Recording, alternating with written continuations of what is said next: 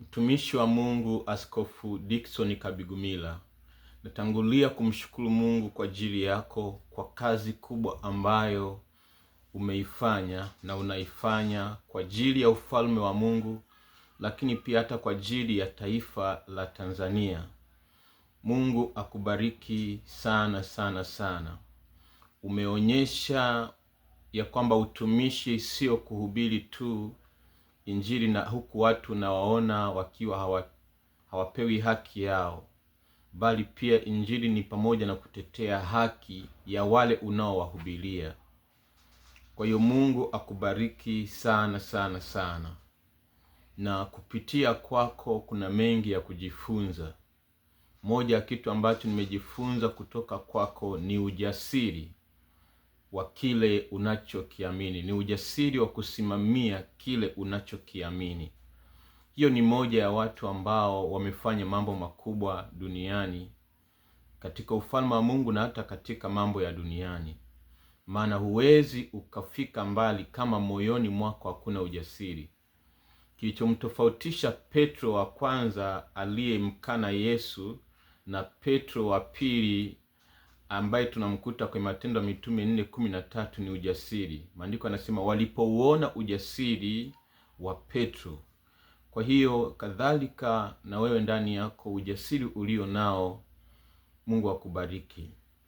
Lakini pia kuna wakati ambapo kama mwanadamu unaweza kukutana na mambo yanayokukatisha tamaa.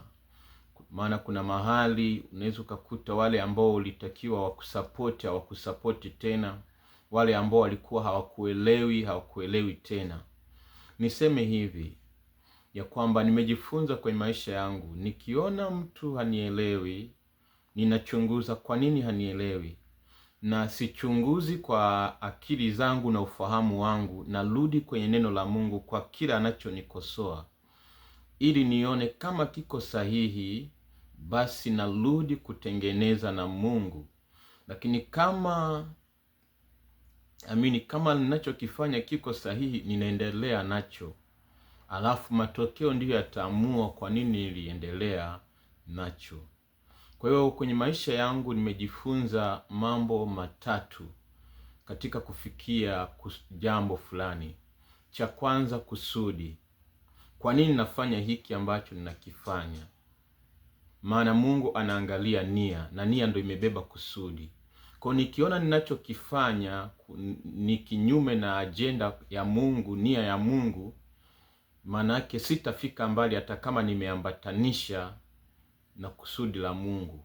Mfano, kama mimi nikianza kuongea hapa, ninatetea watu, ninafanya nini, nakemea serikali, lakini kumbe lengo nataka nijulikane, nije nichaguliwe kuwa mbunge, manake ninachokifanya sio kazi ya Mungu, ingawa kwa nje ni kazi ya Mungu, ila manake ina ajenda ya siri. Kwa hiyo kukiwa na nia safi, hapo ndipo Mungu anadhihirika. Au mfano labda ni mtu anasimama na anapambana kweli kukemea utekaji na nini, lakini ndani yake anajua ya kwamba baada ya hapa nitapata kitu fulani au nitapata cheo fulani, na hicho cheo hata sio Mungu amemwambia, manake hii hapo unakuwa umetoka kwenye kusudi. Kwa hiyo nimejifunza, cha kwanza nijue hiki ninachosimamia, hili ndo kusudi la Mungu. Jambo la pili ambalo nimejifunza ni kwa habari ya imani. Je, pamoja na kusudi hili ambalo nalisimamia, je, ninasimama, ni nani ninayemtumaini kufanikisha hili? Nguvu gani naitegemea mahali hapa? Imani yangu iko wapi? Tegemeo langu liko wapi? Mfano, kama mimi nitasimama mahali hapa ninasema kwa habari ya serikali na ikosoa, na ninafanya vizuri na sina nia nyingine tofauti na hii, lakini tegemeo langu na ujasiri wangu wote hautoki kwa Mungu, ila kuna nguvu fulani naiamini nje ya Mungu. Mfano, labda ninaamini kwamba kwa sababu mimi ni mtoto wa fulani, nikutolewe mfano labda ujasiri wote huo kama unaweza ukawa unausema kwa sababu unaamini, kwa sababu wewe ni mtoto wa kiroho wa Gwajima, Maanake imani yako haiko kwa Mungu, imani yako iko kwenye protection ya Askofu Gwajima. Au mtu akajitoa kusema kitu kwa sababu anaona yuko nje ya nchi, maanake imani yake haiko kwa Mungu, hamtegemei Mungu. Imani yake iko kwa sababu ya mazingira. Kwa imani yake imesimamia mazingira. Kwa lazima niangalie, je, huu ujasiri wangu ni ujasiri kwa sababu ya Mungu, ni ujasiri wa kimungu, au ni ujasiri kwa sababu sipo eneo hatari? Kwa lazima niangalie kipi kinanisukuma kuongea. Imani ndo maandiko yanatuambia, akina Petro ile sura ya 4, Matendo ya Mitume sura ya 4, mahali walipokuwa wamekusanyika waliomba pakatikiswa, na wote wakajaa Roho Mtakatifu, wakanena neno la Mungu kwa ujasiri. Maanake ujasiri walioupata mpaka wakaanza kunena neno la Mungu haukuwa ujasiri kwa sababu serikali ilikuwa inawasapoti, haikuwa ujasiri kwa sababu kuna watu wameinuka kwa sapoti, bali kwa sababu ujasiri huo ulitoka kwa Mungu. Kwa hiyo imani yangu ni ya kuzingatia kwenye kusudi ninalolisimamia. Lakini jambo la tatu niliyojifunza ni kwa habari ya kujirekebisha. Maandiko yote tangu mwanzo wa kuumba kwa mwanadamu, Adamu na Eva, mpaka kwa nabii Yohana Mbatizaji, tunaona hakuna mtu ambaye hakukosea. Yohana Mbatizaji tu ndo hatujaona kwamba ni mahali gani alikosea. Lakini kuna watu wengine, mfano hata Elia, kuna mahali alikimbia, Mungu akamwambia unafanya nini hapa? Musa alikosea pia, aliua mtu. Lakini ndio maana wakati amekutana na Mungu kwa mara ya kwanza kwenye kijiti kinachoungua, Mungu akamwambia vua viatu vyako. Kwa hiyo alipiga mwamba pia mara 2. Kwa kila mtu ana nafasi ya kukosea.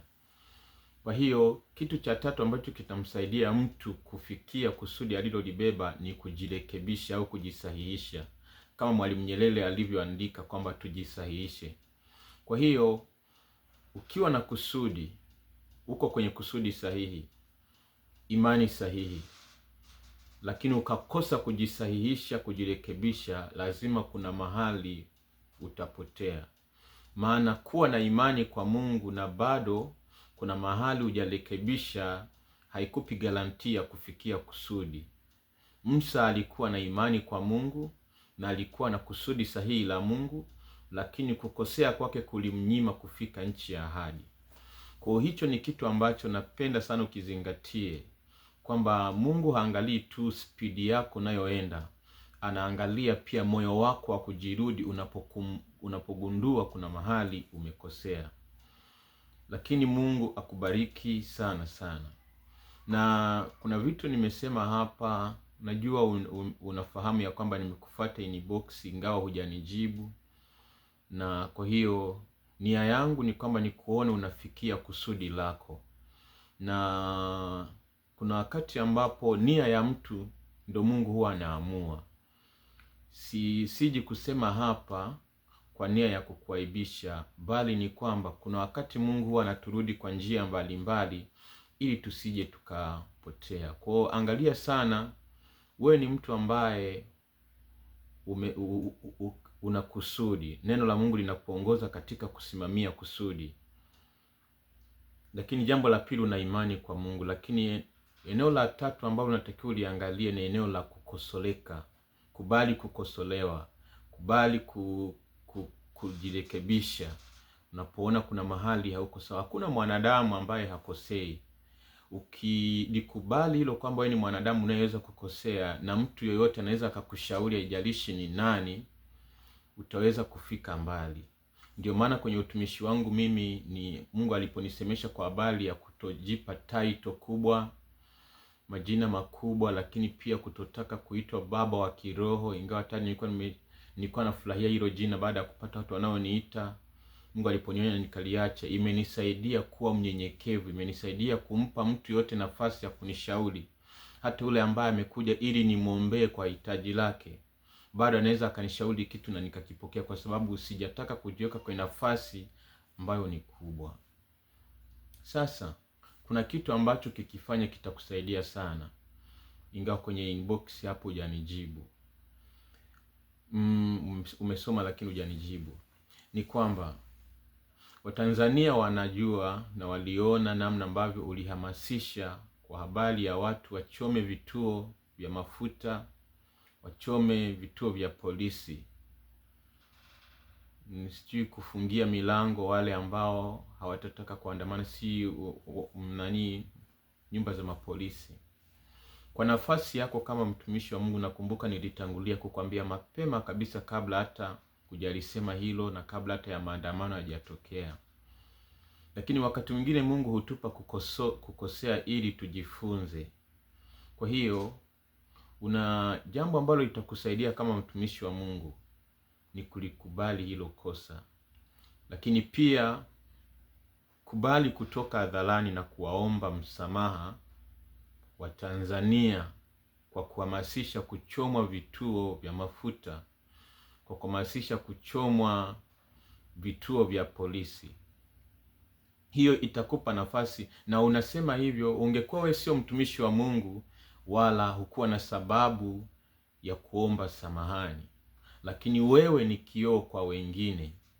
Kwa hiyo mfano, tunawezaje kumutaka Rais Samia atoke hadharani aombe msamaha kwa Watanzania wakati wewe mtumishi wa Mungu kuna mahali umekosea na hutaki kuomba msamaha?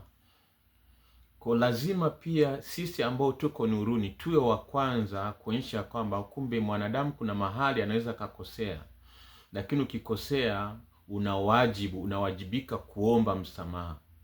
Kwa sisi tuwe viongozi, tuwe njia kuwaongoza wengine kufanya yale ambayo yatafungua ukurasa mpya.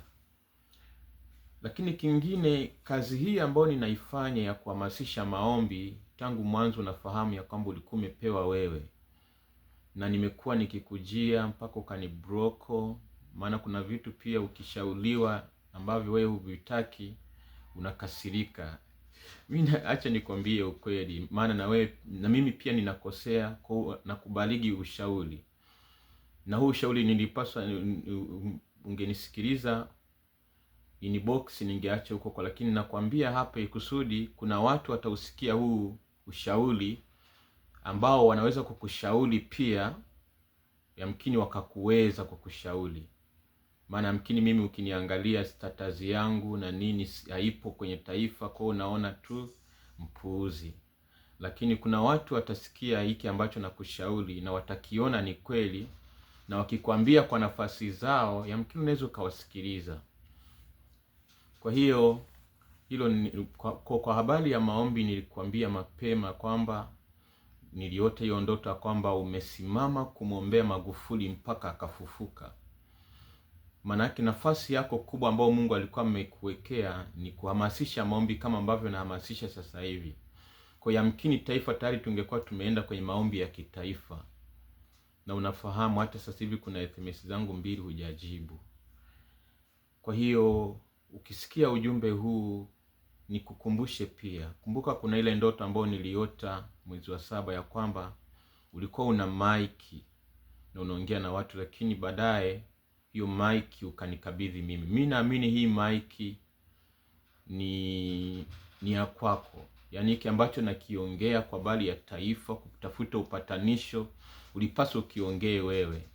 Kwa habari ya kuleta umoja wa kitaifa kati ya waliokosea, watu ambao wametukosea kama Watanzania na Watanzania waliokosewa, wewe ulipaswa usimame kwenye nafasi ya kuleta upatanisho kama mtumishi wa Mungu. Maandiko yanasema kwenye Wakorintho kwamba Mungu alikuwa ndani ya Kristo akiupatanisha ulimwengu, na sisi ametupa huduma ya upatanisho. Kwa hiyo ukisikia ujumbe huu wangu nitafurahi kuona kwamba hata kama unahamasisha kitu kingine, lakini pia nafasi yako ambayo Mungu alikuita itakuwa vizuri ukisimamia. Mungu akubariki sana mtumishi wa Mungu. Ninao mengi ambao najifunza kwako. Moja kitu ambacho nimejifunza ni kwako kusoma vitabu. Umenifanya niwajue watumishi wengi wa Mungu walioleta uamsho kupitia wewe. Umenifundisha kwa habari ya huduma mtandaoni kwa njia ya kuandika WhatsApp. Kwa nimejifunza mengi sana. Yale ambayo niliona ni udhaifu kwako niliacha, lakini yale mazuri nimeyachukua na nina ku appreciate. Mfano moja kitu nimejifunza kwako ni kwa habari ya kumsaidia mtu hata hatua ambayo wewe utakuwa muhitaji, kwa sababu kuna mtu umemsaidia. Kwa hiyo ambao wanakukosoa madhaifu yako waangalie pia na mazuri yako, lakini pia mazuri yako yasifanye usikosolewe madhaifu yako. Mungu akubariki sana, tuzidi kuombeana, tunahitajiana.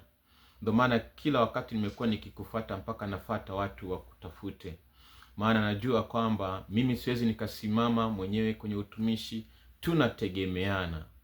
Kwa kama ambavyo mimi naonyesha hali ya kukutegemea, na we pia onyesha hali ya kuwategemea. Hata kama sio mimi, lakini onyesha hali ya kushirikiana na wengine. Mungu akubariki. I appreciate you. Mwenyezi Mungu, asante kwa sababu umetupa nafasi ya kusimama kama taifa, kama watumishi wako, kulileta taifa pamoja. Mungu tusaidie na utupe neema yako. Mungu uliye hai, na kualika Roho Mtakatifu uendelee kulileta taifa pamoja. Bwana, taifa pamoja. Mungu tutazama wewe Mungu si Mungu wa kulipa visasi, bali ni mwingi wa rehema. Kwa hiyo sura yako ya kwamba wewe ni mwingi wa rehema, naomba ikaonekane kwenye taifa la Tanzania. Maana wewe Mungu sio tu kwamba ni Mungu wa kulipa kisasi, lakini pia ni Mungu unayeweza kusamehe, unayeweza kurejesha, unayeweza kuganga, unayeweza Bwana kumwadhibu mtu ili umrudi badala ya kumwangamiza. Mungu simama. Ninaomba Bwana neema yako ikasimame Bwana. Leta upatanisho Bwana. Leta upatanisho Bwana kati ya viongozi waliotukosea, wakatoa roho za watu, wakaumiza watu na hata sasa wanatesa. Uwape roho ya utu, wajue hayo wanayoyafanya sio sahihi, ili angalau yamkini wapate neema ya kutubu. Mungu nakushukuru kwa jina pekee la Yesu Kristo ninaomba. Amen. Mungu akubariki sana mtumishi wa Mungu. Kazi yako ni njema na itakumbukwa kwenye taifa hili. Amen. Kukosea kwako kusikukatishe tamaa. Yes, nina andiko ambalo wakati naomba kwa ajili yako nikalisikia. Ni Waebrania sura ya 10 mstari wa 35. Inasema, basi msiutupe ujasiri wenu, kwa maana una thawabu kuu. Itaendelea, maana mnahitaji saburi, ili kwamba mkiisha kuyafanya mapenzi ya Mungu mpate ile ahadi. Kwa kuwa bado kitambo kidogo sana, yeye ajaye atakuja, wala hata kawia. Lakini mwenye haki wangu ataishi kwa imani, naye akisitasita, roho yangu haina furaha nayo. Lakini sisi hatumo miongoni mwao wasitao na kupotea, bali tumo miongoni mwa hao walio na imani ya kutuokoa roho zetu. Lakini msingi kabisa kwamba andiko lako kabisa ambao nilisikia wakati naomba ni kwamba usiutupe ujasiri wako, maana una thawabu kubwa. Kwa hiyo kwenye ujasiri wako kuna ushindi wako, lakini katika hayo yote ujasiri wako uwe katika kuyatimiza mapenzi ya Mungu. Mungu akubariki mtumishi wa Mungu. Amen.